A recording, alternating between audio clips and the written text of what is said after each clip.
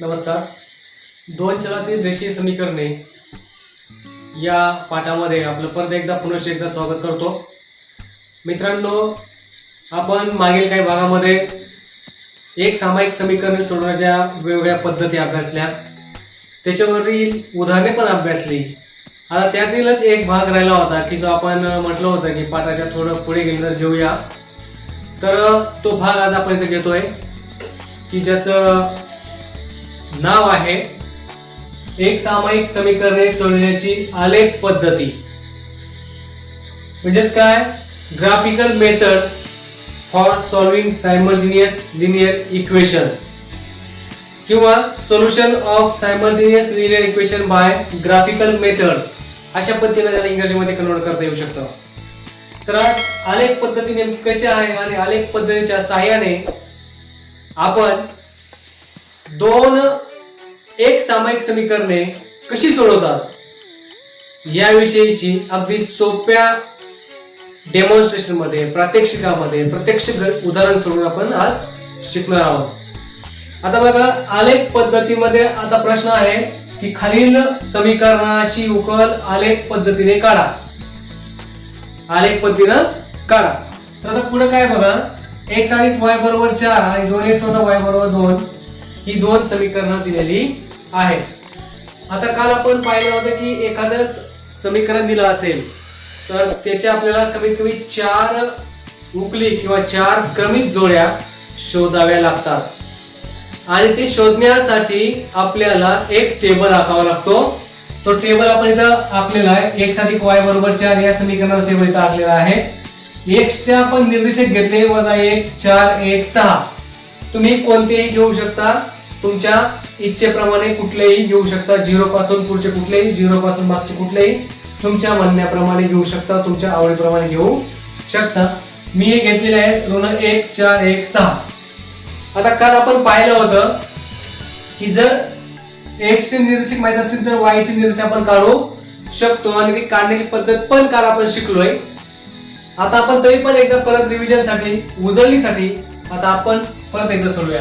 आता बघा, x बरोबर -1 असताना x बरोबर -1 म्हणून आता हे जे समीकरण आहे त्या समीकरणात किंमत मांडायची. x अधिक y बरोबर 4 म्हणजे x अधिक y बरोबर 4 म्हणून y बरोबर -1 डाव्या बाजूला जाईल, अधिक होईल. 4 अधिक 1 y बरोबर 5. ही किंमत इथे लिहून टाकायची आहे 5. -1 आणि 5. त्याच पद्धतीने पुढे आहे x बरोबर 4 असताना दुसरं घ्यायचं. x बरोबर 4 म्हणून 4 अधिक y बरोबर 4 म्हणून y बरोबर आहे 4 अधिक आहे, डाव्या बाजूला गेलं तर वजा होईल म्हणून y बरोबर 0. तिला दुसरी किंमत, दुसरी जोडी भेटली आपल्याला 4 0. आता पुन्हा आहे 1 x अधिक y बरोबर 4 या समीकरणामध्ये x ची किंमत 1 ठेवायची. तिसरी आपण सोडूया. x बरोबर 1 म्हणून 1 अधिक y बरोबर 4 म्हणून आता बघा, एक धन आहे ते डाव्या बाजूला घेऊन जायचे, ऋण होईल म्हणजे 4 मधून 1 वजा करायचा आहे म्हणून y बरोबर 3.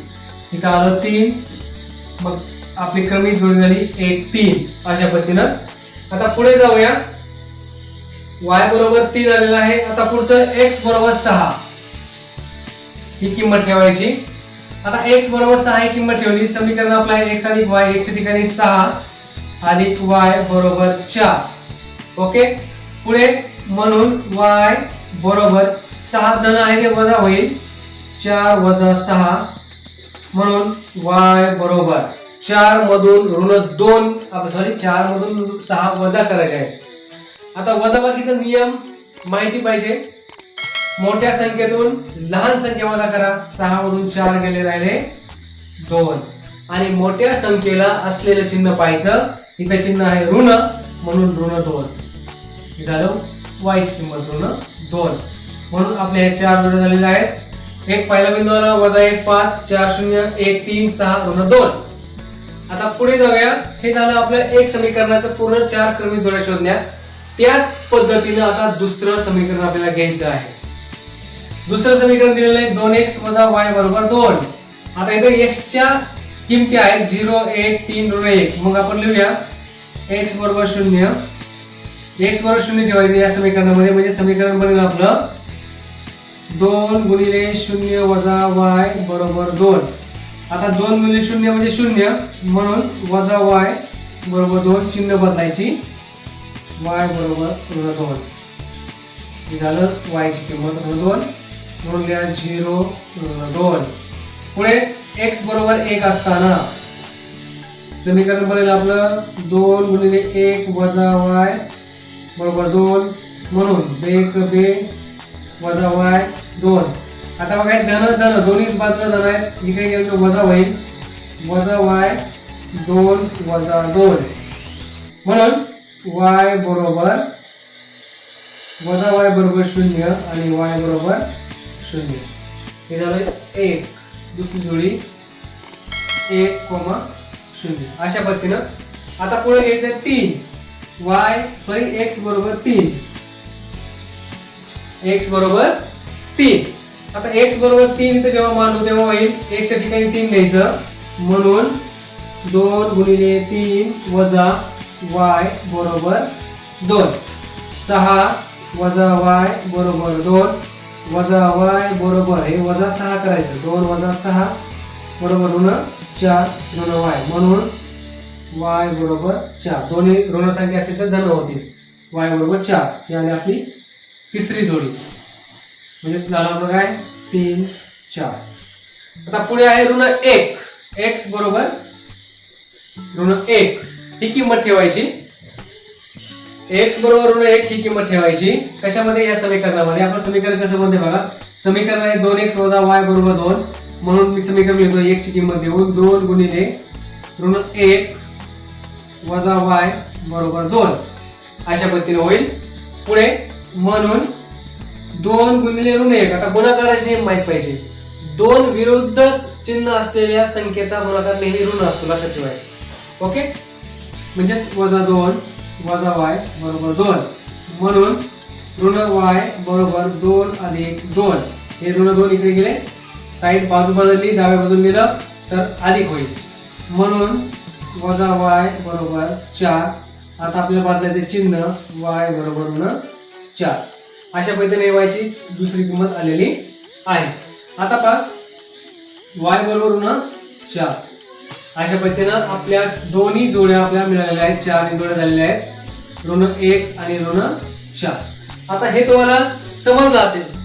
आपण फक्त x आणि y ची किमती, x ची किंमत घेतलेली आहे, त्याच्यावरून आपण y ची किंमत काढलेली आहे. किंमत काढली म्हणजे काय, निर्देशक काढले. प्रत्येक समीकरणाच्या 4 जोड्या शोधल्या.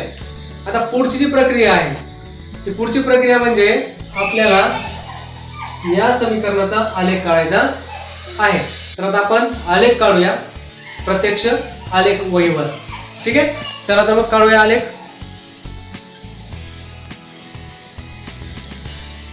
आता आपण आलेख काढूया. जी 2 समीकरण आपण सोडवले आहेत त्या समीकरणाचे आलेख कशा पद्धतीने बघा. ही आहे आलेख वही. या आलेख वहीवर सर्वात प्रथम आपल्याला काढायचं आहे x ॲक्सिस आणि y ॲक्सिस. अगोदर आपण y ॲक्सिस काढून घेऊ.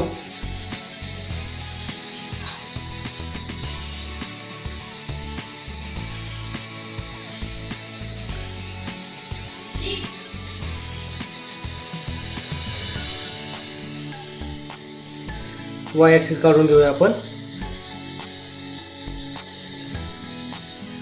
तुम्ही काढत असताना मात्र पेन्सिलचाच वापर करायचा आहे. हे दिसावं म्हणून मी इथं आपल्यासाठी काढतोय स्केच पेननं. याची नोंद घ्यायची सगळ्यांनी. तर हा झाला आपला y ॲक्सिस. याला नाव देऊ आपण y ॲक्सिस, y अक्ष असं नाव देऊ. आता हे झालं y अक्ष. आता बघा, आता आडवा आपण काढणार आहोत. आता आडवा काढायचा आपल्याला, हे प्रमाण मात्र नीट समजून घ्यायचं आहे. आपले जे निर्देशक आहेत त्या पद्धतीनं. चला आपण आता x ॲक्सिस काढूया.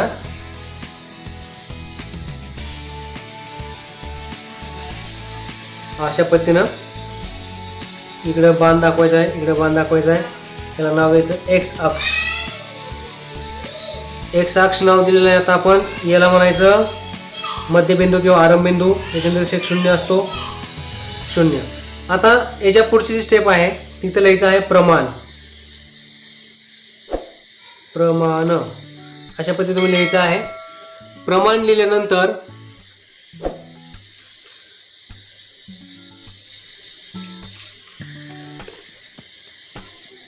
इथं लिहायचं आहे प्रमाण. वाय अक्ष आपण काढलेला आहे, एक्स अक्ष पण काढलेला आहे. आता आपण प्रमाण लिहूया.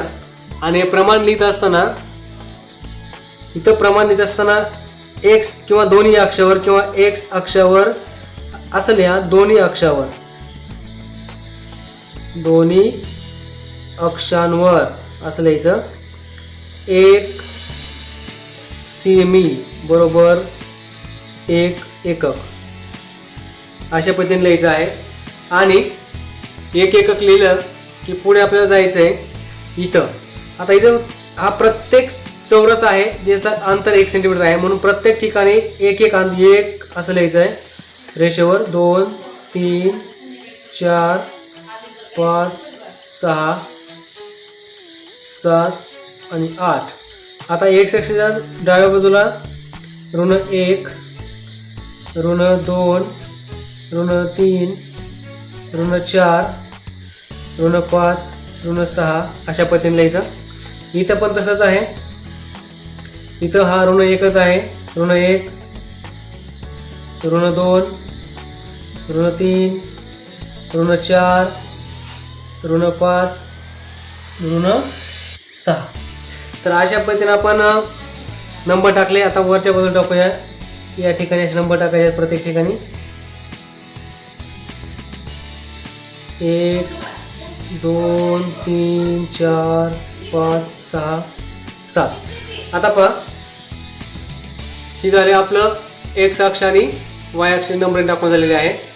आता पुढे आपण काय करणार आहोत, आपले जे समीकरण आहेत त्या समीकरणाचे निर्देशक काढलेत आपण. एक्स वायच्या उकळी काढलेत.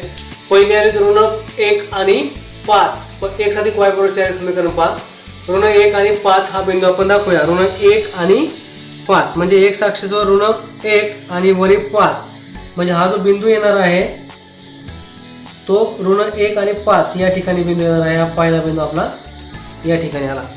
आता पुढचा बिंदू घेऊया 4 0. 4 म्हणजे काय, एक्स ॲक्सिसवर 4 आणि वाय ॲक्सिसवर 0 म्हणजे येणारा बिंदू जो असेल तो 4 वर असणार आहे. अशा पद्धतीने 4 वर. पुढचा आहे 1 3. एक्स निर्देशक 1 आणि वाय निर्देशक 3. 1 आणि वाय वर 3 म्हणजे इथं आलेला आहे हा बिंदू. ओके. आता पुढचा बिंदू आहे 6 - 2 म्हणजेच एक्स ॲक्सिसचा 6 आणि -2 म्हणजे खालच्या बाजूने येणारा हा बिंदू आहे इथे. तर अशा पद्धतीनं हा बिंदू आपण दाखवलेला आहे. आता हे चारही बिंदू आपण घेतले तर ती एक रेषा जाते. ती रेषा आपण काढून घ्यायची आहे. चारही बिंदूतून जाणारी एक रेषा. अशा पद्धतीने रेषा येईल. एक रेषा असेल. ही रेषा काढली आपण. रेषा काढल्यानंतर हे जे प्रत्येक बिंदूचे कोऑर्डिनेट लिहायचे आहेत आणि इथं लिहायला आता पेन लिहायचं आहे हे आणि समीकरण लिहायचं. कोणत्या समीकरणाची रेषा आहे ते इथं लिहा.